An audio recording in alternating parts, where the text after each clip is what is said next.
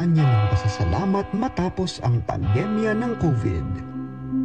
Dumulog tayo sa Panginoon na siyang nagpapanibago sa lahat para sa lahat ng biyaya at pagpapalang tinanggap natin habang panahon ng pandemya ng COVID. Sa bawat panalangin, ang ating itutugon, salamat sa Diyos. Salamat sa Diyos. Para sa pagpapaalala sa atin ng kawalang katiyakan ng buhay, sa pagsasanggalang sa atin noong mga panahong walang nais magpatuloy sa atin, at sa pagtuturo sa atin ng mga bagay na tunay na mahalaga, magpasalamat tayo sa Panginoon. Salamat sa Diyos. Para sa pagkakataong tayo ay nagkaisa sa pananampalataya at pagmamahalan, sa kabila ng pagkakalayo-layo na ipinataw sa atin ng karamdaman, magpasalamat tayo sa Panginoon. Salamat sa Diyos. Para sa mga bayaning bukas palad na nagabot sa atin ng tulong pang-agham, panlipunan at pang-espiritual, sa kabila ng panganib na maaaring dulot nito sa kanilang buhay, magpasalamat tayo sa Panginoon. Salamat sa Diyos. Para sa biyaya ng mga bagong tuklas na gamot at bakunang pamuksa sa virus, at para sa biyaya ng likas na immunity laban sa sakit, magpasalamat tayo sa Panginoon. Salamat sa Diyos. Para sa biyaya ng presensya noong panahong tayo'y nangangamba,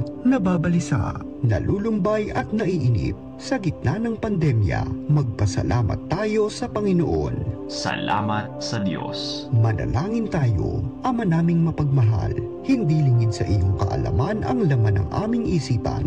Bawat patak ng aming luha ay iyong pinahahalagahan. Nababatid mo ang lahat ng aming kagalakan. Nakipanahan ka sa mundo naming batbat ng sakit, dusa at kamatayan. At ang mga takot na kinahaharap namin ay iyong nauunawaan. Tanggapin mo ang aming pasasalamat sa iyong mapagpalang pag-ibig sa kasagsagan ng pandemya ng COVID. Katulad noong pagtangis mo sa kamatayan ni Lazaro, dulutan mo ng buhay na walang hanggan ang mga pumanaw dahil sa coronavirus. Ang aming mga pangamba ay palitan mo ng ligaya, kaya nag-uumapaw ang aming puso sa pagpupuri at pasasalamat sa iyo. Sa iyo ang lahat ng kadakilaan, ngayon at magpasawalang hanggan. Amen. Maria Saklolo ng mga Kristiyano, Ipanalangin mo kami. San Miguel Arcangel, Ipanalangin mo kami. San Roque, Ipanalangin mo kami.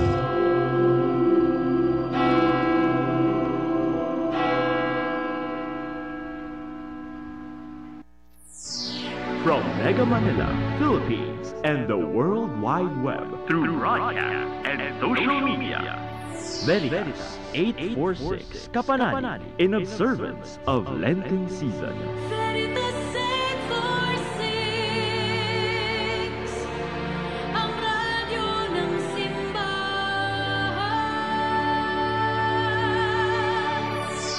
Member Catholic Media Network and kapisanan ng mga broadcaster ng Pilipinas.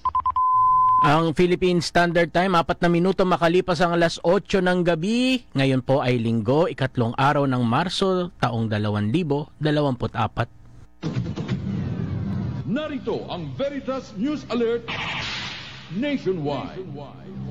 Kinundena ng mga church leaders ng Jerusalem ang patuloy na pag-atake ng Israeli army sa mga inosenteng sibilyan na nananatili sa Gaza Strip. Apela ng simbahan sa Jerusalem ang pagtigil na ng parehong panig sa pagpapalitan ng atake kasabay ng mga pag-aaral upang mapalaya ang kani-kanilang mga bilanggong nakakulong ng dahil sa digmaan. Patuloy din ang pananalangin ng mga pinuno ng simbahan sa lugar sa pamamayani ng kapayapaan higit na sa nalalapit na pagdiriwang ng Easter Sunday. Sa pinakahuling tala ng United Nations sa parehong panig ng Israel at Palestine, hindi bababa sa 30,000 katao ang nasawi ng dahil sa patuloy na digmaan ng dalawang bansa. Magbabalik ang mga balita mamayang alas 9 ng gabi.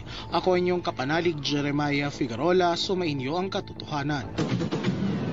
Abangang muli ang Veritas News Alert Nationwide. My word is a lamp unto my feet and a light unto my path. Ang Biblia ngayon.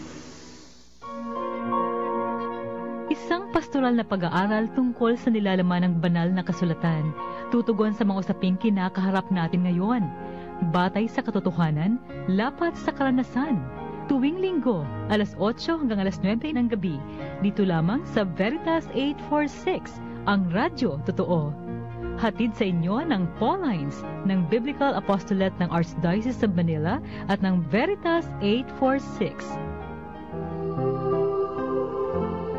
If today you hear the voice of the Lord, harden not your hearts. Ang Biblia ngayon. Makinig.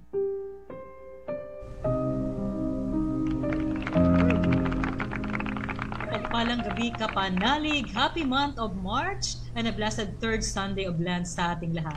Welcome po sa ating programang Ang Biblia Ngayon. Isang oras na pag-aaral at pagninilay ng salita ng Diyos na inyong napapakinggan sa Veritas 846, e-radio portal at mapapanood via Facebook live streaming ngayong unang linggo sa buwan ng Marso, third Sunday of Lent, March 3, 2024. Sa pagbati po ng happy birthday sa lahat na nagdiriwang ng kaarawan ngayon, lalo tigit sa aming mga madre na sina Sister Rose Angela Ronda, Sister Lauren Briones, Sister Lalaine Lillo, at Sister Lorraine Cual. So, 4 po sila. At kay Father Jojo Mendoza ng Archdiocese of Lipa, happy birthday po sa inyo.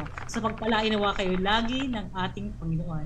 Ako po ay Sister Line Salazar ng Daughters of St. Paul at syempre, kasama ko na rin po ang aking co-host, broadcasting live sa studio ng Veritas 846, si Reverend Father Rolly Garcia Jr. with Father Adonis Saclolo, ang bagong ARCA Minister ng Ministry of Bible Apostolate. Good evening, Fathers. Magandang gabi, Sister Lines. Good evening, Sister Lines. At magandang gabi po, mga kapanalig. Magandang gabi, Father Adonis. Magandang gabi, Father Rolly. Ayan, oo. So, nagbumati si Sister Lines ng mga kasama niyang madre. Babatiin din natin si Father Bobby de la Cruz. Happy birthday. Happy birthday, Father Bobby. Napapakinggan si Father Bobby dito, no, sa San Lakbay at saka sa Liwanag sa Dilim, no, ang Korean ng ating programa dito po sa Veritas 846. Mga kapanalig, kasama natin si Father Adonis na ating tagapagturo para sa gabing ito. Sister Lines? Yes. So, bago natin simulan yung pagtuturo ni Father ngayon, bali tatalakayan ni Father yung tema ng pagbabalik loob na siyang ipinananawagan sa atin ngayong panahon ng Kwaresma. So, inspired ito ng Parable of the Prodigal Son at Prodigal Father. Kaya tutok lang mga kapanalig at ihandahan natin ang Biblia at panulat at markahan sa Luke chapter 15 verses 11 to 32. Luke chapter 15 verses 11-32 para makasunod tayo sa gagawin nating pag-aaral. Samantala manahimik po tayo sandali. Damhin ang presensya ng Panginoon sa ating puso para sa ating pambungad na panalangin. Sa ngalan ng Ama at ng Anak at ng Espiritu Santo. Amen. O Diyos sa mga pagmahal, salamat po sa bagong buwan ng Marso at sa mga biyaya at pagkapalang inilaan mo sa amin sa buwang ito.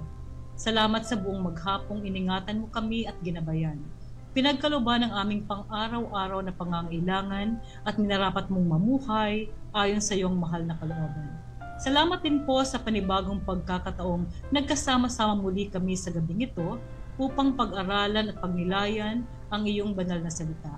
Salamat sa panahong ito ng Kwaresma na nag-aanyayang pagnilayan namin ang walang hanggan at walang pasubaling pagmamahal mo sa bawat isa sa amin. Salamat po at hindi mo kami sinusuko ang mahalin at hintayin ang aming pagbabalik sa kabila ng aming paulit-ulit na pagkakasala sa iyo. Salamat sa patuloy na pagkakalob sa amin ng pagkakataong magbago at magbalik loob sa iyong pagmamahal. Matuntunawan namin ang daan pabalik sa iyo o aming Ama at pagsihan ang aming mga kasalanan. Sa pagsisimula po ng aming pag-aaral ngayong gabi, hinihiling po namin ang gabay at patnubay ng iyong banal na spirito upang maunawaan namin ang mensahe na nais mong ipabatid sa amin. Basbasan mo po ang aming tagapagturo na si Father Adonis Saclolo. Basbasan mo rin po ang apostolado ng Radio Veritas, ng Biblical Apostolate ng Archdiocese of Manila at ng Daughters of St. Paul, upang lalo pa kaming maging masigasig sa pagpapalaganap ng iyong mabuting balita sa sangkatauhan. Ganon din po, basbasan mo ang lahat ng mga kapanalig na nakikiisa sa pag-aaral ngayong gabi. Nang lumago sila, kami sa pagsabuhay ng iyong aral at makatugon sa panawagan na magbalik loob. Ito ang aming samot dalangin sa mahal na pangalan ng iyong anak na si Jesus. Amen. O Maria, Birhen ng katotohanan. Ipanalangin mo kami. O Jesus, ikaw ang daan, ang katotohanan at ang buhay. Iligtas mo kami. Sa ngalan ng Ama at ng Anak at ng Espiritu Santo. Amen.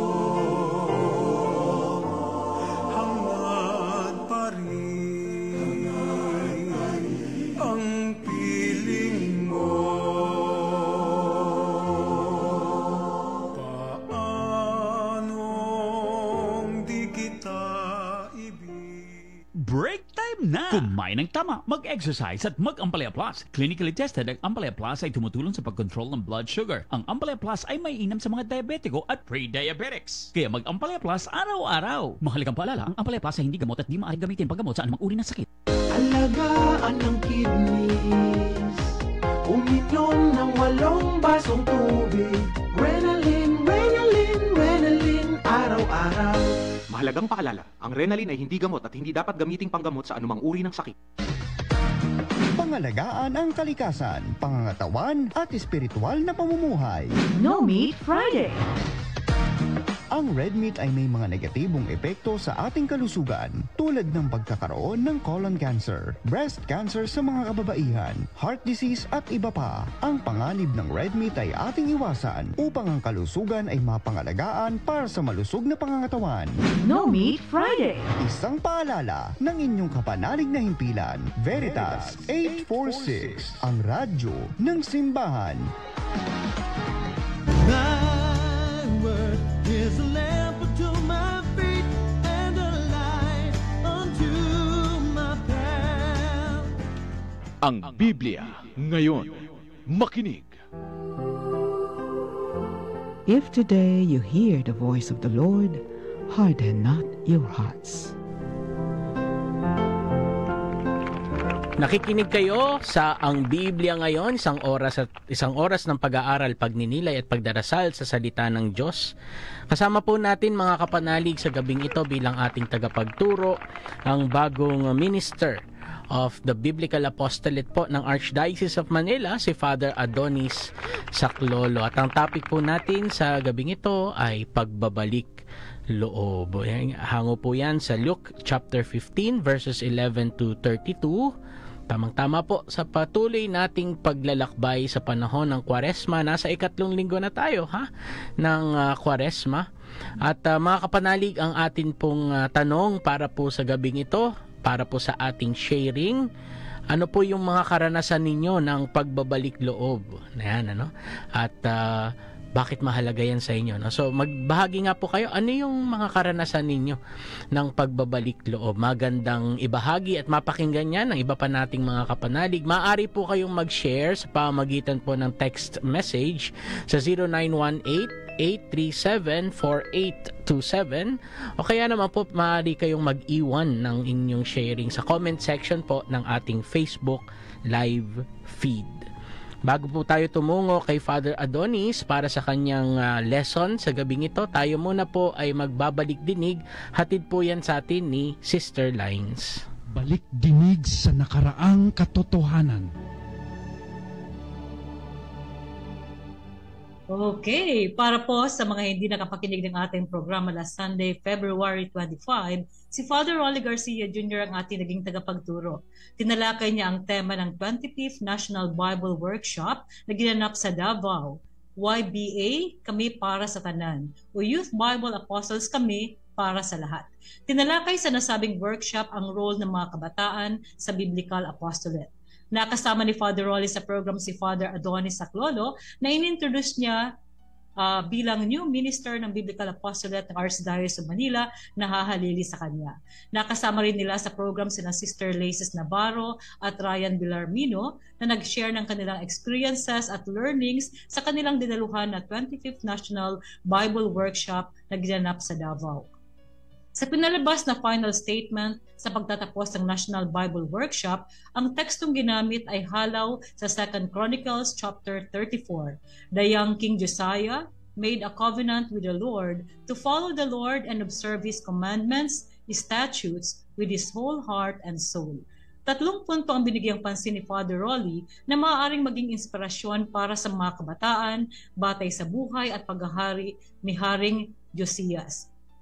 Una, hindi naging hadlang ang murang edad ni King Josiah para maglingkod sa Panginoon. 8 taong gulang pa lamang siya noong siya'y naging hari. Pero noong 12 or 13 years old na siya, doon siya naging masigasig sa paglilingkod bilang hari dahil nakita niya na ang ginagawa niyang paglilingkod ay paglilingkod din sa Diyos. King Josiah sought the Lord of David. Kahit bata pa siya, nagpakita na siya ng pagmamahal sa Diyos sa pamamagitan ng tibay ng kanyang pananampalataya. Pangalawa, noong 12 to 13 years old na si King Josiah, ipinakita niya ang pagiging passionate sa kanyang leadership. Nilinis niya ang Judah at Jerusalem mula sa mga dambanang naitayo ng mga suwail na Hudyo para sambahin ang mga Diyos-Diyosan. Ipinasira niya ang mga ito. Sa ginawang ito ni King Josiah, ipinapakita niya sa atin na alam niya at kinikilala niya kung sino ang tunay na ruler, ang Panginoong Diyos ng Israel, ang Diyos ng kanyang amang si David. Nagpakita siya ng pagkasuklam sa masamang gawain ng kanyang mga ninuno. Namuno siya upang maging matuwid ulit ang bayan ng Diyos. Ayon kay Father Rolly, paalala ito sa mga kabataan na kilalanin kung sino talaga ang ruler ng kanilang buhay. Meron din ba silang mga idols na sinusunod at hinahangaan? Sino ba ang kanilang mga Diyos-Diyosan? Kaya napakagandang maipakilala sa mga kabataan ang mga tulad ni Haring Josias o kaya si Mama Mary na sa murang edad, alam na nila kung sino dapat ang maghari sa kanilang buhay. Walang iba kundi ang Panginoon. Pangatlo, nung nangyari noong 18th year ng reign ni Haring Josiah, kung saan natagpuan niya ang aklat ng kautusan ng Panginoon na ibinigay sa pamamagitan ni Moises. At nung mabasa ni Josias ang aklat, nagsisi siya, nagpakababa sa harap ng Diyos at ipinag-utos sa buong bayan na sundin ang aklat, ang Torah. Nakalimutan ng bayan ng Diyos ang Torah. At nung matagpuan ito ni Josiah sa kanyang murang edad, nakita niya ang kagandahan ng salita ng Diyos. Sabi nga nila, this is the treasure, the one and only good na meron sila. Dito nagsimula ang Deuteronomic Reform. Nagsimulang ma-revive ang pagkilala at pagpapahalaga ng batas sa Torah sa kautusan ng Diyos. Sa Deuteronomic Reform, sinimulang buuin ang Pentateuch. At dito naisulat ang ikalawang sulat ng Deuteronomy. Nakita ni Haring Josias ang batas at tinakay niya ang bayan ng Diyos upang makilala ang batas. In summary, hindi hadlang ang murang edad para maglingkod sa Diyos. Alam at kinikilala ang tunay na ruler at pagkilala at pagpapahalaga sa salita ng Diyos. So yan po naging pag-aaral natin with Father Rolly Garcia Jr., with Father Adonis Saclolo, with Sister Lacis Navarro at sharing nung youth na si Ryan Villarmino last Sunday dito sa ating programang Ang Biblia Ngayon. Back to you, Father Rolly. Salamat, Sister Lines, ano? At ngayon ay handa na tayong makinig kay Father Adonis Saclolo. Father Adonis. Salamat, Father Rolly, Sister Lines. Natutuwa akong bigyan diin itong salitang pagbabalik loob sapagkat ito yung totoong nakalutang lalo na sa panahon ng Kwaresma, isang salita no na talagang napapakinggan natin. At gusto kong tignan itong salitang pagbabalik loob bilang salitang Pilipino. At gusto kong ipaliwanag na ito yung nakuha niya yung totoong kahulugan ng repentance, conversion na nanggaling sa Biblia, no? Sa Bagong Tipan, maraming beses sinabi itong salitang ito, repentance, conversion. At ang salitang Grego, dahil sa salitang Grego sinulat yung Bagong Tipan, metanoia. Ayun. Ang literal na meaning, Father Rolly, nung metanoia ay to turn around, no? 180 degrees, ibig sabihin mag-iba ng direksyon. Turn around, no? Parang nandun ka nakatingin sa kanluran, titingin ka sa silangan. Pero napakagandang malaman din natin yung salitang ginamit dito sa Lumang Tipan, no? Sa Lumang Tipan, yung repentance at conversion ay hindi lang to turn around. Maririnig natin ito sa mga propeta, kadalasan. Ang sinasabi nila, return. Magbalik. Yung sa salitang Hebreo, shub, di ba? Shub. Yung ba yung kay Hosea? Sa Hosea, di ba? Come back to me. Maraming beses sa mga propeta na sinabi, shub. Kaya nga sa mga Hebreo, ang salita nila sa repentance at sa conversion ay teshuvah. Nung mas malinaw sa kanila na ang pagbabalik ay pagbabalik sa Diyos. Yung mga propeta, tinatawagan silang bumalik sa tipan sa Panginoon. At pinag-iisipan ko nga maganda kasi pwedeng nasa kasalanan yung isang tao, pwede siyang mag-turn around, tumalikod, pero pwedeng hindi siya umalis doon, manatili doon. Kaya itong pagninilaya nating teksto ng ang talinghaga ng alibughang anak at ng napakamabuting ama, totoo, nakita nung bata, nung anak, yung kanyang kalagayan at kasalanan, nag-iba ng direksyon yung kanyang isip, pero naglakad siyang pabalik. At ito yung pinili nating teksto ngayon kasi ito yung totoong nakakakuha, no? Pwede nating sabihin isa sa mga teksto sa Biblia na nakakakuha ng kahulugan ng repentance, conversion. At sa Pilipino napakaganda nga, pagbabalik loob. No, parang literal na nakuha ng salitang Pilipino, pagbabalik loob. Isa pa, yung salitang loob para sa Pilipino ay hindi lang yung loob ng tao, no? Kadalasan kapag sinasabi natin yung loob ng tao, kadalasan ito na yung buong pagkatao, di ba? Father Rolly, halimbawa sinabi natin, napakabuti ng loob mo. Mabuti kang tao. Hindi ko lang tinutukoy kung ano yung nasa kalooban mo, yung buong pagkatao. Mabait kang tao. Halimbawa, yung inaalay ko ang kalooban ko sa'yo. Sarili ko. Yung buo kong sarili. Kaya nga, pag pinagdugtong, pagbabalik loob, talagang yung buong tao ang bumabalik.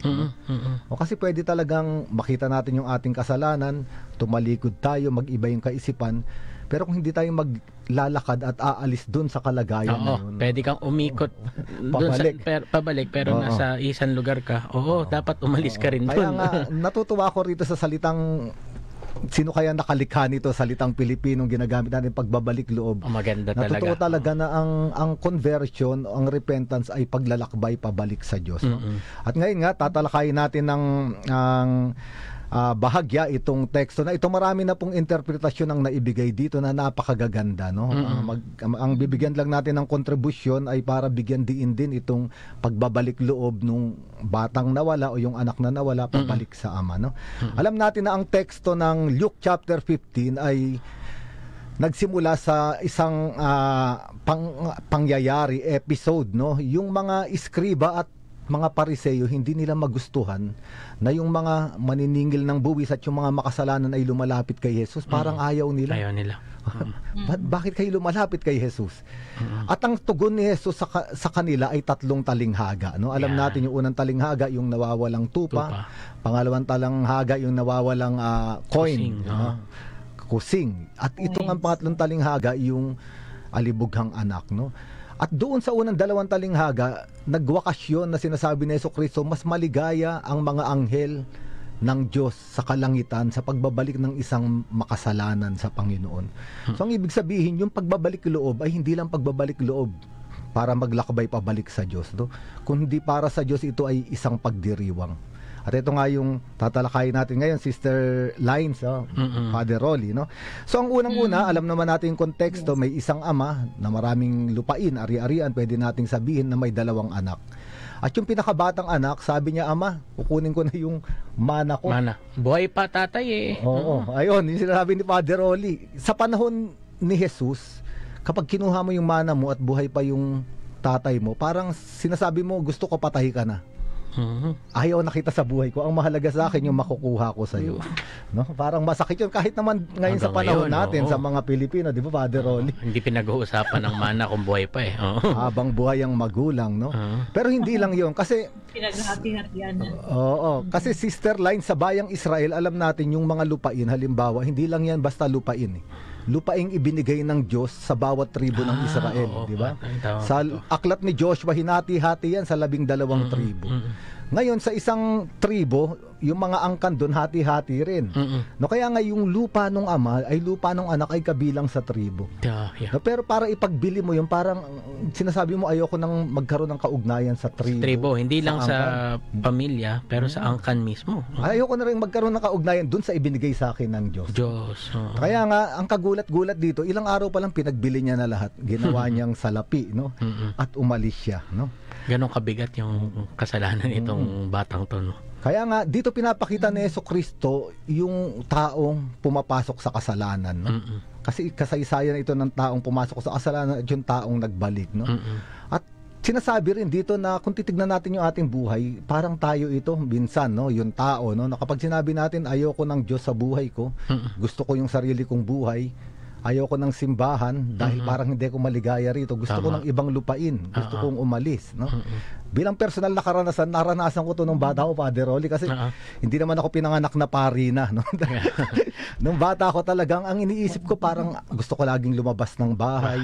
Parang yung mga magulang ko sila yung dahilan kaya hindi ako maligaya. Gusto kong magpakalayo-layo dahil akala ko may ibang kaligayahan labas sa tahanan. Ganun din sa relasyon sa simbahan, na maraming tao na parang maraming batas dyan sa simbahan, maraming tinuturo na parang pumipigil sa kaligayahan ko, alis ako. Yan, parang pinili ng bata na ayoko magkaroon ng kaugnayan sa'yo, para sa akin ay patay ka na at gagawa ko ng sarili kong buhay. No? Yun. Father Adonis, itutuloy natin ito. Napakagandang paliwanag tungkol sa sa talinghaga, no, ng alibughang anak. At mga kapanalig, ipapaalala lang namin yung tanong kanina. Ano po yung mga karanasan ninyo ng pagbabalik loob? Mag-share po kayo. Maaari po kayong mag-text sa pamamagitan ng 0918-837-4827. Kung mag-iwan po kayo ng comments sa comment section ng Facebook Live feed.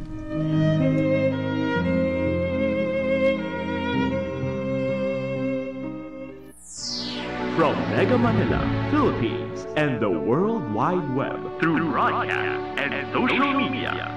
Veritas 846 Kapanani in observance of Lenten season. Veritas 846, ang radyo ng simbahan. Member Catholic Media Network and kapisanan ng mga broadcaster ng Pilipinas. Ang oras po natin, mga kapanalig, 30 minuto makalipas ang alas 8 ng gabi. Thy word is a lamp unto my feet and a light unto my path. Ang Biblia ngayon. Makinig.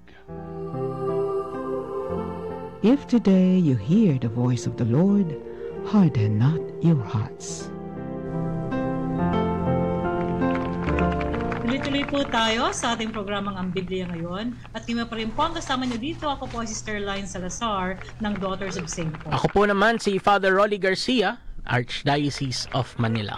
At kasama po natin ang ating new minister ng ARCAM, ng Ministry of Biblical Apostolate, si Father Adonis Aclolo. So Father, tuloy niyo po ang inyong pag-utuloy.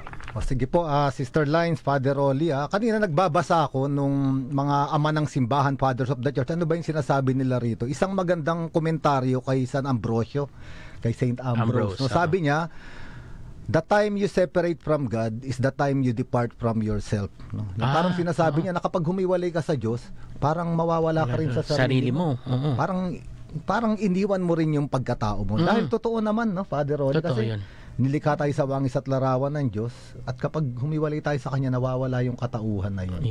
At ito nga yung naging konsekwensya, no? Kung pagpapatuloy tayo, nakita natin na pagkatapos nun, lumayo siya, nagpakalayo-layo, at nagsaya siya. Pero yung pagsasaya niya ay hindi naman talaga nagwakas sa kasayahan, no? Sabi ron, he lived a dissolute life. Nung tinignan ko to, yung etymology ng dissolute, dissolutus parang to dissolve, yung isang buhay na walang istruktura, walang patutunguhan, walang kahulugan. Patapon. Patapon ng buhay. Di ba yung ibang translation nga sa Tagalog, parang itinapon niya yung buhay, no? Pero ayun yung ideya niya ng kaligayahan, walang nagsasabi sa akin, walang istruktura, walang oras gumising, walang tatawag sa akin kung kakain na, basta gagawin ko yung sarili kong buhay. Pero panandalian lang yun, no? Pagkatapos nun, dumating yung taggutom dun sa lupa, lupaing iyon, at nakita niya yung sarili niya nag-iisa. Ito pala yung konsekwensya raw ng kasalanan, no? Yung akala mo liligaya ka, pero bandang huli makikita mo yung konsekwensya na hindi naman talaga maligaya. Ang katotohanan naman talaga, walang kasalanan na nagdadala sa kaligayahan. Maaring isang segundo, pagkatapos nun, kabiguan na. No? At pagkatapos nun, dahil sa kahirapan, no, kadustaan ng kanyang buhay, namasukan siya sa isang magbababoy, no? At para sa mga Hudyo, yung baboy ay marumi. Ayaw nilang kumain ng baboy. Father Rolly. Ngayon, para ikaw, isa kang Hudyo, no? At naglingkod ka ron sa isang maruming hayop. Pinaglingkuran mo yung maruming hayop, parang naglingkod ka doon sa mas mababa pa sa'yo. Pero ang katotohanan, pag binasa natin ito, nakakalungkot nga dahil dumating yung araw na gutom na siya. At walang magpakain sa kanya. Gusto niya nang kainin yung pagkain ng baboy. Pero hindi pa rin ibinigay sa kanya. Ibig sabihin, mas malubha pa yung sitwasyon niya kaysa sa baboy, mas mababa, no, parang mas dusta. No, sabi ng mga ama ng simbahan, binabasa ko nga, no, sila Saint Ambrose nga. Sabi nila, ano ba itong pagkagutom na ito? Totoo pala, kapag lumayo tayo sa Diyos, nagkakaroon tayo ng isang malaking kahungkagan, no? Yung eternal emptiness inside, or eternal void. Kasi kung ang Diyos ang mawawala sa atin, yung Diyos ay walang hanggan. Ang mawawala sa tao ay walang hanggan talaga. Para magkakaroon ka ng balon na hindi mo masukat yung lalim. Walang makakapuno nun. Punuan mo man, lagyan mo man ng mga bagay dito sa lupa, relasyon, salapi, trabaho, lahat pwede. Pero lahat natatapos Hindi na kayang punuan, no? So ito raw yung sumisigaw na pagkagutom, no? At ito yung dinatnan ng batang ito, no? At nakita niya, no? Father Rolly, ano yung gusto mong sabihin? Ang nagsabi nun, si sila Saint Ambrose, no? Maganda yung ancient Christian commentary, kung meron kayo, no? Yung mga ama ng simbahan na nagsasabi rito, no? Maganda. No?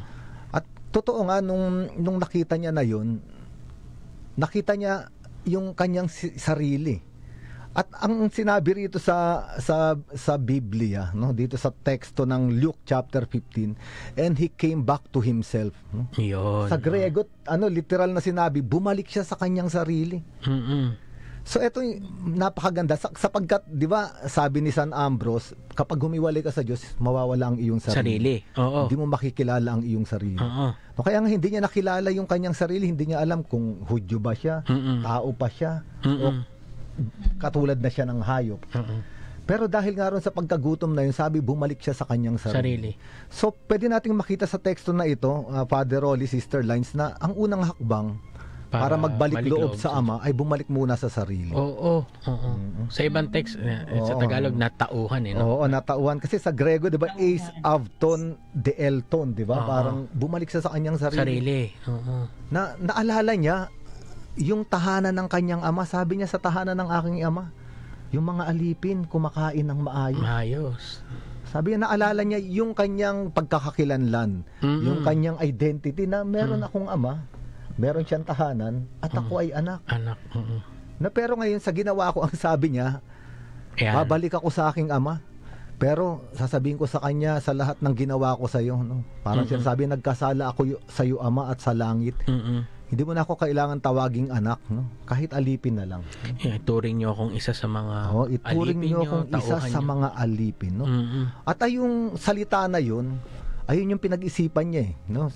Siguro habang bumabalik siya, pinapractice niya yun, no? At totoo, doon nagsimula yung metanoia. Yung metanoia, hindi lang nagbago ng direksyon, kung hindi naglakad pabalik, iniwan niya yung sitwasyon na katulad ng isang maruming hayop ng baboy. No? Ang tapakaganda nga, kaya unti-unti siyang naglakbay, no? Ngayon, napakaganda nito, isa spiritual writer na nabasa ko na nag-comment dito, yung si Henry Nouwen, meron siyang libro, The Return of the Prodigal Son. Maganda ron, meron pang mga ibang libro, pero sinabi, malayo pa yung anak, nakita na siya nung ama. At yung ama hindi na hinantay na makalapit yung anak, tumakbo siya. Sinalubong. So ang tanong, 'di ba nila, bakit niya nakita? Malayo pa. Maganda yung paliwanag ng maraming spiritual writer. Marami na nagsabi nito, ulitin ko lang po. Dahil araw-araw daw yung ama ay nakatingin dun sa daan. Nag-iintay. Yung daan na ginamit ng anak palayo. No, kaya nakatingin siya ron at nakita niya kahit malayo pa yung anak. No?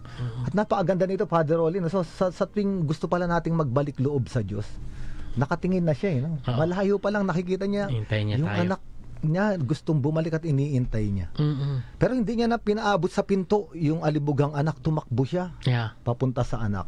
Nung binabasa ko yung mga komentaryo rito, unheard of sa kultura ng mga Hudyo yung isang patriarka na sumalubong sa isang bisita o sa isang dalaw o sa isang dumarating. Laging mga tauhan o alipin no? ang maghihintay. Kasi yung mga alipin, di ba, sila yung maghuhugas ng paa, maglalagay ng langis. Parang makakabawas daw ng dignidad ng isang patriarka ng ama ng tahanan kapag siya yung sumalubong. Pero dito parang kinalimutan ng ama yun, dignidad, no? Parang sinabi niya, hindi na mahalaga ngayon dignidad ko. Ang mahalaga yung anak kong bumabalik. Tama. Kaya tumakbo siya palapit sa anak, no? At makikita natin ito, napakaganda, no? Sa tuwing magbabalik loob tayo sa Diyos, no? Hindi na iniisip ng Diyos yung madudumihan ba yung kabanalan niya, hindi Ang mahalaga sa kanya yung anak niyang nagbabalik. At ito yung napakaganda sa panahon ngayon ng Kwaresma, no? Maraming mga kumpisalang bayan, mga kapatid, no, mga kapanalig, inaanyayahan namin kayo sa parokya ninyo, no. Huwag mag-alinlangan, no. Ibig sabihin, sa tuwing babalik tayo sa Diyos, palagi siya nag-aantay. Palagi nga nating sinasabi, napakasarap bumalik kung may babalikan ka. Tama. Di ba? At yung Panginoon ay palagi nandyan. At napakasarap bumalik, no. At ito nga yung sinasabi na itong teksto na ito. At pagpapatuloy natin, yung anak, binanggit niya na yung pinractice niyang salita. No? Yung parang ama, yung script. yung script niya, pinahinto siya nung ama. Pinahinto siya ng ama. Sabi sa mga tauhan, kunin yung pinakamagandang kasuotan sa bahay. The best robe in the house. No, sa Biblia, alam naman natin, Sister Lyons, Father Rolly, mga kapanalig natin, sa Biblia, yung robe, ito'y kadugtong ng pagkatao. No, halimbawa si Elias, no, yung kanyang damit. Pagkatao niya bilang propeta, ipinasa niya kay Elias. No? Si Joseph din, ano? Si Joseph, di ba? Yung first reading ng isang araw. Di ba? Si Joseph, no? At makikita rin natin si Jesucristo, yung babaeng dinudugo ng 12 taon, di ba? Nahawakan lang yung damit. Lumabas yung kapangyarihan na Jesucristo, no? The robe. The robe. Ngayon, pinapakuha ng ama yung pinakamagandang damit sa bahay, pinakamaayos. At kung tatanungin natin, sino ba yung may-ari ng pinakamaayos na damit sa bahay? Saan niya kukunin yun? Siyempre, yung may-ari ng bahay. Yung ama, no? At dinamitan yung anak, no? So, damit ng tatay yung ibinigay. Ibinigay sa anak, no? Pangalawa, sabi ron, bigyan siya ng singsing. Itong singsing na ito, Father Rolly, hindi lang ito pangkaraniwang singsing. Sa Biblia, ito yung tinatawag na signet ring. Yung signet ring, ito yung singsing na ipinantatatak, no? Kasi noon, kapag gagawa sila ng susulat at gagawing scroll. Lalagyan ng wax at itatatak yung singsing, signet ring, identity nung nagpadala. No? Parang sa sarili niyang seal. Oo, di ba? Bawat isang pamilya siguro meron nun. Meron nun. Sa halimbawa sa aklat ni Esther, yung Haring Ahasuerus, pinagkaloob niya yung kapangyarihan niya kay Haman, yung general na galit sa mga Hudyo. Yung binigay yung singsing. Bahala ka na, yung kapangyarihan ko, yung katauhan ko nasa iyo. Maganda rin yung kay Jose, no? Yung magtatagutom na sa Ehipto at sa mga ibang lupain. Nakita niyang may karunungan si Jose. Binigay ng Ehipto ng paraon yung singsing niya kay Jose. At ikaw namang alaga. Yun yung kanyang yung parang ibinibigay niya yung katauhan niya, yung authority niya, yung identity niya na nawala sa anak. Parang sinasabi, anak pa rin kita. Kaya nga siguro kaya ang mga obispo at saka mga Santo Papa singsing din ibinibigay sa kanila bilang tanda ng kanilang yung authority. Kaya nga Father Rolly, merong salitang papal bull kasi nung panahon noon yung wax, 'di ba? Ayun yung papal bull, yung signet. At yun din ang sinisira pag namatay yung Santo Papa. Ang unang sinisira ay yung singsing niya. Dahil wala nang ibang pwedeng gumamit nun. Very, very biblical yun. At ang isa pang ibinigay ay sandalyas, no? Sa lumang tipan, yung mga bihag, yung mga alipin, kadalasan wala silang sandalyas. Walang panyapak. Panyapak. Ngayon, para bigyan ng pangyapak, ay para sabihing malaya ka na, o lalaya ka na, no? Naalala natin bago umalis sa Ehipto yung mga Israelita, 'di ba, Father Rolly? At tumawid sa dagat na pula, ang isa sa mga kondisyon na sinabi noon ni Yahweh kay Moises na magsuot kayo ng mga sandalyas, no? Parang sinasabing tapos na yung pagkaalipin ninyo, lalaya na kayo ngayong gabi. Isa pang simbolo ng sandalyas sa Biblia ay yung kasal, no? Di ba? Yung halisarite, no? Halimbawa sa Ruth, chapter 4, di ba?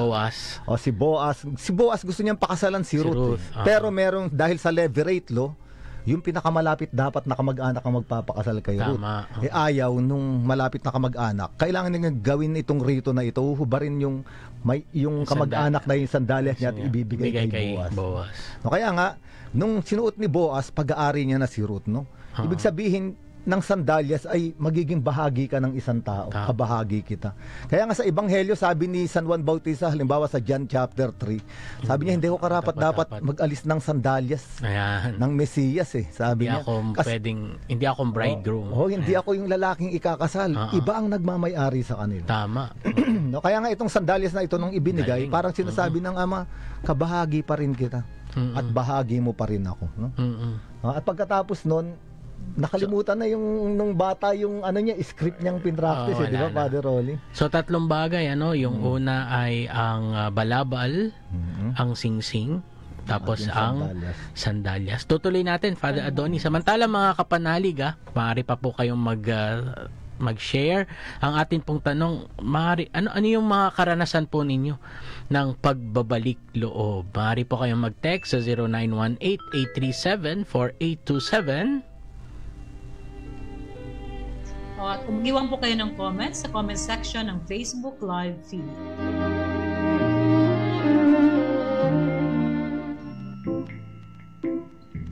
Bumaba na kayo dyan at aalis na, malilate na naman tayo. Naihanda niyo na ba mga damit yung pamalit? Opo, Mama. All in set na po. Naku, yung mga saksakan, ilaw, gasol, napatay at nabulot niyo na ba? Ay, oo nga pala. Uy, ikaw na gumawa ng utos ni Mama.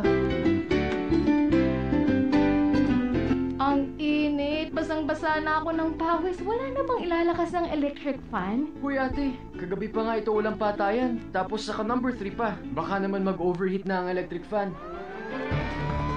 Kapanali, upang maiwasan ang mga insidente ng sunog, maging alerto at laging i-check ang mga kagamitan sa tahanan. Ayon sa Bureau of Fire Protection, nasa mahigit 13,000 insidente ng sunog ang kanilang huling naitala sa buong bansa. Kaya laging mag-ingat sa posibleng dahilan ng sunog. Isang paalala mula sa inyong kapanalig na himpilan, Veritas 846, ngayong Fire Prevention Month. My word is a lamp unto my feet and a light unto my path. Ang Biblia ngayon. Makinig. If today you hear the voice of the Lord, harden not your hearts.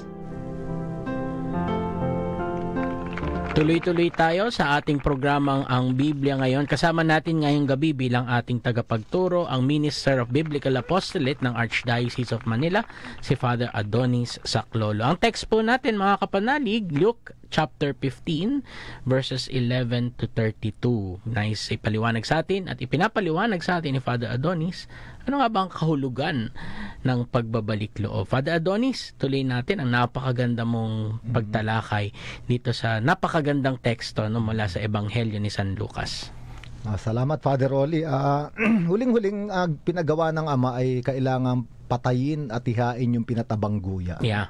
Napakaganda nito sapagkat sa lumang tipan yung guya, yung batang baka o yung guya ay para sa sin offering, sa pag-aalis ng kasalanan ng tao, no? Kaya nga sabi ng mga ama ng simbahan, halimbawa si Peter Chrysologus, si Ireneo, si Saint Ambrose, sabi nila ito ay larawan ni Hesukristo. Para magkaroon ng pagdiriwang, yung pagbabalik loob, kailangan may ialay sa pagpapawalang sala.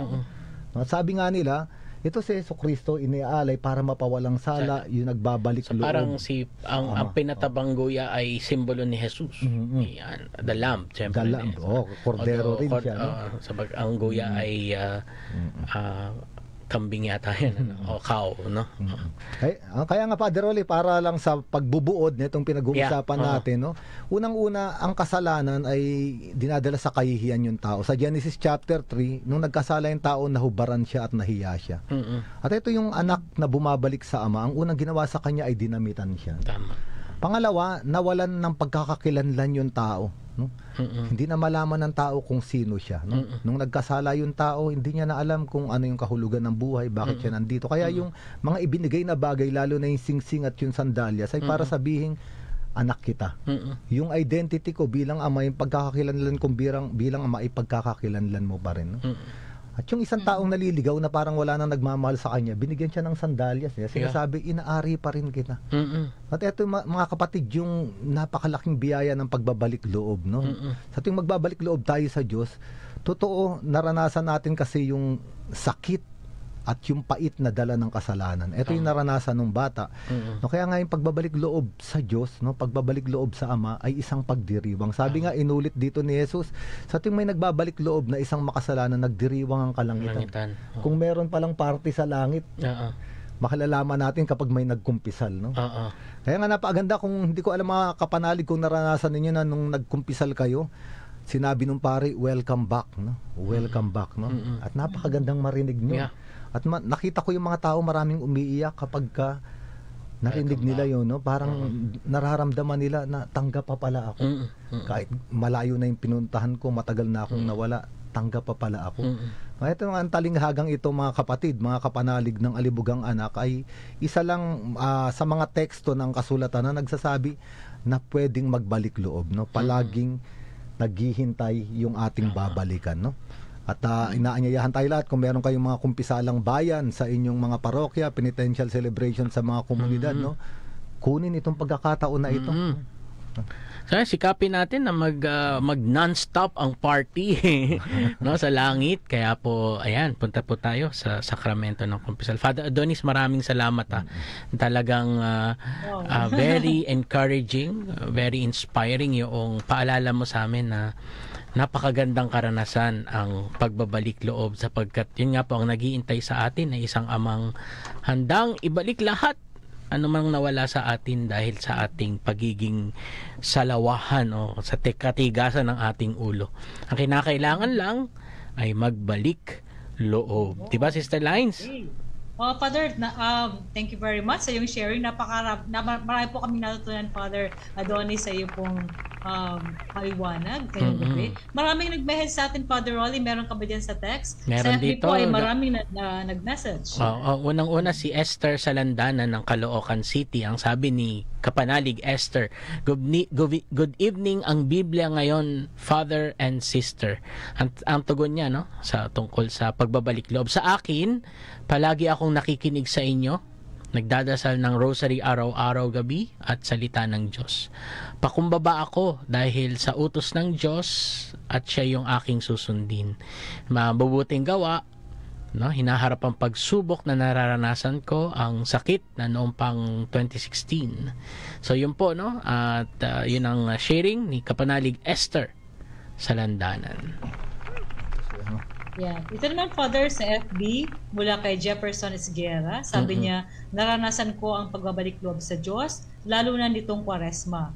Sa kabila ng mga kasalanan ko, binibigyan ako lagi ng Diyos ng konsolasyon sa pamamagitan ng pagdarasal ng mga pari at community. So, thank you for your sharing, Jefferson Esguerra. Ito naman ay galing kay Kapanalig 5334. Ang sabi niya, lumaki ako sa isang katolikong pamilya. Noong mga bata pa kami, palagi kaming nagsisimba tuwing linggo. Pero habang tumatanda ako, madami akong mga karanasan na naglayo sa akin sa simbahan. Naghiwalay ang aking mga magulang. Namatay ang aking ina. Nagkahiwa-hiwalay kaming magkakapatid. Naghanap buhay ako sa murang edad para may panggastos sa pag-aaral at naranasan kong maapi at mapagsamantalahan. Para sa akin, ang mga ito ay inhustisya, kaya tinalikuran ko ang Diyos. Nabuhay ako sa galit. Sumali ako sa kilusan at naging aktivista, nakipaglaban para sa karapatan ng mga naapi at naghahanap ako ng hustisya hanggang sa dumating sa point na hindi na ako naniniwala sa Diyos. Pero isang araw, naimbitahan akong makinig sa isang katikisim sa simbahan. Dito narinig ko ang sinabi sa akin, mahal ka ng Diyos. Naramdaman ko ang Diyos, hindi ko maipaliwanag pero lumuha ako. Nakinig akong muli sa simbahan at sa pakikinig ng mga katikesis, unti-unti na-realize ko na iba ang hustisya ng Diyos sa hinahanap kong hustisya. Dahil para sa akin noon, ang justice ay makipaglaban, pero ang justice ng Diyos, pag-ibig. At after 2 years, nakaalis ako sa kilusan at bumalik sa pagsisimba at pagdarasal at nakabalik ako sa simbahan. Salamat sa sakrament ng Eucharist at confession. Salamat sa Diyos. Maraming salamat, Kapanalig 5334. Oo, ito naman mula kay Bella. Baka may masabi si Father Adonis doon sa napakagandang sharing na yon ng ating Kapanalig. Oo nga, kapatid. Totoo naman talaga kung hustisya ng tao ay hustisya ng Diyos, wala na tayo lahat dito. Salamat. Yung hustisya ng Diyos ay pag-ibig. Hindi ka parehas nun sa tao. Yes. Salamat, kapatid. Sister? Ang ganda. Ito, Father, mula kay Bella Bita Siego, watching from Batangas City. Sabi niya, peace, Father Adonis, salamat sa Diyos sa napakagandang topic. Yan. Ito, pagbati lang galing kay Kapanalig 0294. Good evening po mga sisters ng Daughters of St. Paul. Pagbati din daw po, sister, paabot nyo kay Sister Gemma de la Cruz. Good evening to Father Adonis at sa Radyo Veritas 846. Galing po si Kapanalig sa Diocese of Pasig, sa Our Lady of the Poor Parish sa Taguig City. Magandang gabi po mga Kapanalig sa Taguig. Salamat po sa inyong pakikinig. Ayan. Ito naman, Father, mula kay Nida Santa Catalina Pascual. Maraming salamat po, Father Adonis, sa pagpapaalala sa amin ng walang kondisyon at dakilang pagmamahal ng Diyos. Ayan, na laging handang magpatawad sa tuwing tayo ay nagbabalik loob. Nakakagaan po ng pakiramdam. Naputol ang kanyang message. Okay, so thank you for your message, Nida Santa Catalina Pascual. Ito galing po kay Kapanalig Kid Reyes mula po sa St. James sa Plaridel, Bulacan. Ang pagbabalik loob daw, ipakita at ipadama ang pagmamahal sa paglilingkod sa kapwa. At bumabati po siya. Good evening, Father, at mga kasama sa Veritas Studio. Pakisama po sa misa at prayers, no? Si Mr. Ramil and Virginia Katamko. Good health, peace of mind, and financial blessing. Maraming salamat, Kapanalig Kid, sa iyong sharing at sa iyong pakikinig. Father, message naman mula kay Jerry Fossis Mundo. Sabi niya, napakalinaw ang paliwanag ni Father Adonis. So, Amen. Thank you, Father. Ito po naman nabasa na natin yung pagbati. Yung nag-share ng napakaganda, no? Si Kapanalig Maria Magda. Ayan. Magda. Maria Magda. Maraming salamat, kapanalig. Okay. Father, ito pa. Meron pa po dyan, sister. Siguro huling mga marami dito, mga Father, texts. marami dito sa mga nag-message sa FB, marami ay nagpapasalamat po sa napakalinaw at magandang pagtuturo. Binigyan tayo ni Father Adonis ng material na patuloy nating pwedeng balik-balikan ngayong panahon ng Kwaresma. Kung kayo po ay may nakaschedule na kumpisalang bayan sa inyo pong mga parishes, napakaganda na balikan po ninyo itong lesson na ating napakinggan. Lalo tigit basahin yung napakagandang talinghaga ng alibughang anak at ng mapagmahal na ama sa Luke chapter 15 verses 11 to 32. Yung susunod daw pong bahagi, kasi meron pang bahagi sa nakakatandang kapatid, baka si Father Rolly o si Sister Line magbibigay sa susunod. Tayo, sabi nga po dito, Father, mula kay Marcia Banag, ganda po ng usapan ngayon. Ang sarap makinig. Daming bagong natutunan. Parang mabibitin sa oras. Sabi niya, talagang bitin po sa oras. Bitin, at naku po, mga kapanalig, yan ang inyong aabangan linggo-linggo. Sapagkat si Father Adonis nga po ay makakasama na dito po sa Ang Biblia ngayon.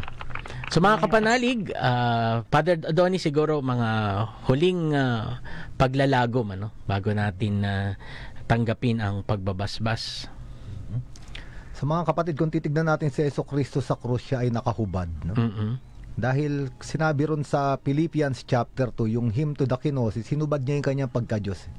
Para, sabi nga ron sa alibughang anak, para damitan uli tayo. Ano yung idinamit sa atin? Idinamit sa atin yung pagiging anak ng Diyos muli. Kaya mga kapatid, kung gusto nating magbalik loob, tignan lang natin yung mukha ng Diyos Ama. Yung mukha ng Diyos Ama ay makikita natin sa Jesucristong nakabayubay sa krus. At ayun yung kagandahan, ayun yung signet ring, Father, yung larawan ng Ama, the impress of the Father.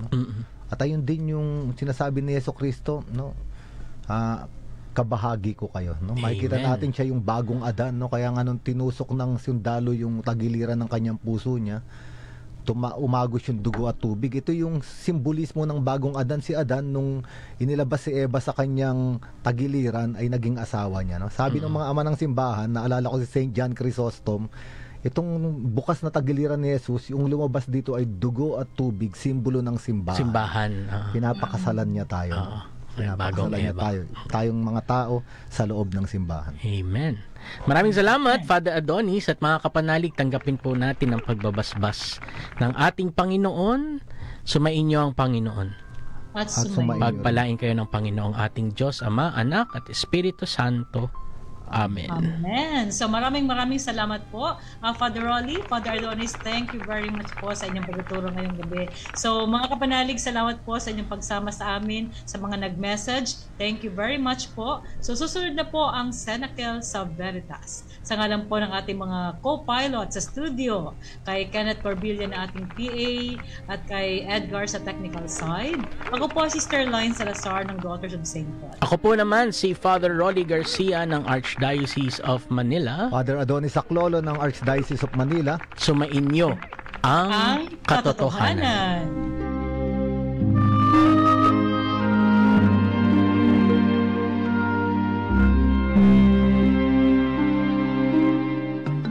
Ang pag-aayuno. Ito ay isang paraan ng pagdisiplina sa sarili sa pamamagitan ng pagtanggi sa mga hilig tulad ng pagkain. Pinagsusumikapan nating magtimpi alang-alang sa pagpapahalaga at pagsunod sa daang tinahak ni Jesucristo.